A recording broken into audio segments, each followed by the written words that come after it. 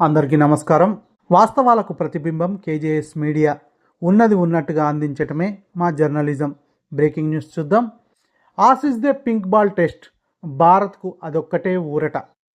Details చూసే ముందు ఈ వీడియో నచ్చినట్టయితే లైక్ చేయండి, షేర్ చేయండి. మరిన్ని వీడియోల కొరకు మా ఛానల్ను సబ్స్క్రైబ్ చేసుకోండి.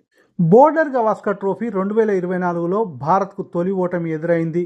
పెర్త్ టెస్ట్లో అద్భుతంగా విజయం సాధించిన టీమిండియా రెండో మ్యాచ్లో తేలిపోయింది. అడిలైడ్ వేదికగా జరిగిన పింక్ బాల్ టెస్ట్లో ఆసీస్ 10 వికెట్ల తేడాతో గెలిచింది.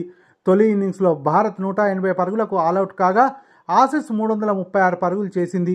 రెండో ఇన్నింగ్స్లో టీమిండియా 175 పరుగులే చేయగలిగింది. కేవలం 19 పరుగుల లక్ష్య ఛేదనలో ఆసీస్ వికెట్ ఏమీ కోల్పోకుండా 3.2 ఓవర్లలో విజయం సాధించింది. ఇన్నింగ్స్ తేడాతో ఓటమి పాలు కాకుండా బయట పడటమే భారత అభిమానులకు కలిగిన ఊరట.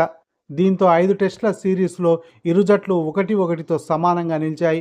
మూడో టెస్టు డిసెంబర్ 14 నుంచి బ్రిస్బేన్ వేదికగా ప్రారంభం కానుంది. ఈ వీడియో నచ్చినట్లయితే లైక్ చేయండి, షేర్ చేయండి. మరిన్ని వీడియోల కొరకు మా ఛానల్ సబ్స్క్రైబ్ చేసుకోండి.